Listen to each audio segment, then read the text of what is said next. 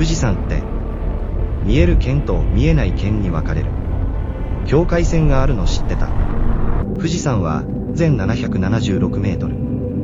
理論上、山頂は約 220km 先まで見える。空気の屈折を入れると約 233km。でも近いのに見えない穴がある。茨城は筑波山 876m が壁になって、霞ヶ浦北側が消える。群馬の高崎、埼玉の秩父、神奈川の相模原も、山の壁で見えにくい。逆に千葉の銚子でも見える日がある。そして西円クラスは、和歌山で約 322.9km。